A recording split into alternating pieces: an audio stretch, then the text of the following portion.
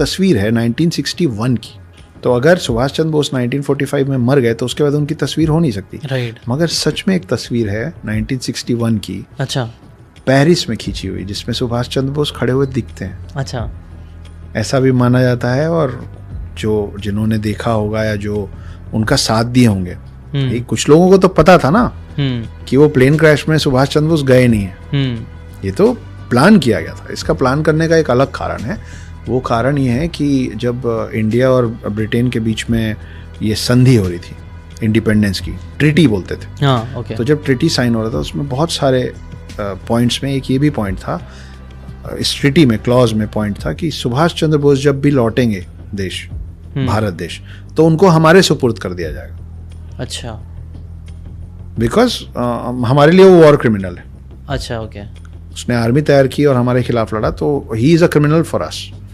तो जैसे यूएन में होता है ना, अभी वो पुतिन को वॉर क्रिमिनल घोषित कर दिया, है ना, तो वो वैसा वाला था कि, पर असल कारण ये था कि ब्रिटेन वालों का मानना था कि Subhash Chandra Bose is the only person जिसको वो लोग कभी हरा नहीं पाए।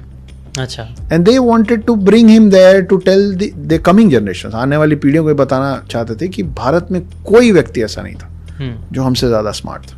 अच्छा। और ये साइन कर दिया गया था। हाँ, ओके। तो अगर सुभाष चंद्र बोस अपने ही देश लौटते तो उनको वहां सरेंडर करना पड़ता। ओके। और वो एक व्यक्ति था जो मर जाता पर सरेंडर नहीं करता। राइट। इसलिए ये पूरा कंट्रोवर्सी बना के इंटरेस्टिंग वो हो गए। तो एक्चुअली हिस्ट्री अगर कोई ऐसे समझे तो हिस्ट्री कितना इंटरेस्टिंग हो जाता है। हमारे स्कूल में तो हिस्ट्री में बहुत बोर होता था, लेकिन आप जिस तरीके से स्टोरी आप बता रहे हो ना, वो बहुत कंपेलिंग। स्टोरी टेलिंग आपकी इतनी अच्छी कैसे हुई आपको लगता है? मैं अपने बच्चे को कहानी नहीं सुना पाया ना, इसलिए हो गई। अच्छा, मतलब मेरी शादी टूट गई थी जब मेरा बेटा 6.5 साल का था, और मेरी पत्नी उसको एक्स-वाइफ उसको लेके मेरे पास से चली गई। तो 6.5 साल के उम्र में जब वो मेरे पास से गए, उस समय से अब वो 14.5 साल के हो गए, और मैं अभी तक उनके लौटने का इंतज़ार कर रहा हूँ। तो वो जो इच्छा है कि मैं उसको कहानियाँ सुनाऊँ, वो अभी तक हो नहीं पाई। तो उसकी प्रैक्टिस करते करते मैं कहानी सुनाने में थोड़ा बेटर हो गया हूँ शायद। तो नहीं, आप काफ़ी अच्छी स्टोरीज बोलते हैं। इनफैक्ट ये जो बात बोली गई ना कि father of the nation Gandhi और उन्होंने देश को आज़ाद कराया है, मैं इससे थोड़ा कम इत्तेफाक रखता हूँ। अच्छा, ओके जी। और मैं, कुछ लोगों को अच्छा नहीं लगेगा, पर हम जिस कंट्री में रहते हैं सबको अपनी बात रखने का पूरा हक है। Right, exactly. मेरा ये मानना है कि गांधी से ज़्यादा इस देश को आज़ाद कराने में हिटलर कहाँ थे। अच्छा जी, ओके। कैसे? देखिए, नॉन वायलेंस से कभी कोई देश आज़ाद नहीं हो सकता है। इसको आप प्रैक्टिकल लेवल पे, ऐसे अध्यात्म के रूप में बात करना बहुत अच्छा है, लेकिन आपको ये समझना पड़ेगा कि अगर नॉन वायलेंस से देश आज़ाद होता है ना, तो फिर बहुत पहले ब्रिटिशर्स चले गए होते।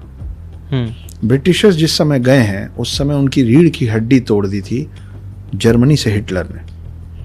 उनके पास साजो सामान और लोग नहीं बचे थे भारत पे कंट्रोल बनाए रखने के लिए। Okay, make sense. जी। तो मैं इसका प्रोपेगेंडा नहीं कर रहा हूँ, लेकिन मेरा ये मानना है कि नॉन वायलेंस ने नहीं, वायलेंस ने हमको आज़ादी दिलाई। ये एक अलग विषय हो सकता है बहस का कि वायलेंस भारत में नहीं हो रहा था उस लेवल पे, और हो रहा था तो उनकी तरफ से हो रहा था, ब्रिटिशर्स की तरफ हो रहा था। राइट। लेकिन वो जो वायलेंस हिटलर ने ब्रिटेन पे किया हुआ था ना, उसकी वजह से हमको आज़ादी मिली है। और अगर आप ये बोलते हैं कि गांधी जी ने आज़ादी दिलवाई, तो आप किसी भी एक को कैसे इतना बड़ा श्रेय दे सकते हैं?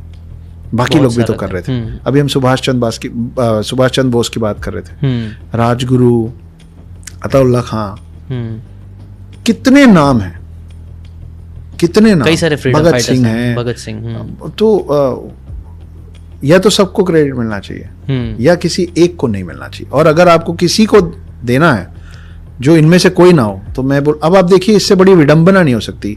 विडंबना, आयरनी, पैथस अंग्रेजी में, कि वो व्यक्ति जो जीवन भर नॉन वायलेंस की लाठी लेके चल रहा था, उसकी भी मौत गोली से हुई। और वायलेंस का सबसे बड़ा फेस हिटलर, उसकी भी मौत गोली से हुई, दोनों वायलेंस से मरे। लेकिन हिटलर ने अपना चॉइस ऑफ डेथ खुद चूज किया। he killed himself, right? He decided कि यू नो शॉट मी, गोली मार दो, मैं मर रहा हूँ। उसने अपने आप को गोली मार दी। तो जब दोनों का ही अंत एक जैसा हुआ, तो कुल मिला के अगर मैं एक किसी पर्पस पे लगातार ज़ीशान काम कर रहा हूँ और मैं उस पर्पस में डिफीट हो गया, तो मैं डिफीट हो गया ना। तो आप नॉन वायलेंस पे पूरे जीवन लड़े और आपका अंत ही वायलेंस से हो गया। उससे मेरे हिसाब से तो जो वायलेंस पे लड़ा और अपने चॉइस का डेथ, आपको अगर चॉइस दिया जाए कि आप किसी अनजान की चॉइस से जाना चाहेंगे या खुद के पसंद से जाना चाहेंगे, तो आप क्या उठाएंगे? खुद के पसंद से, राइट? Exactly, right.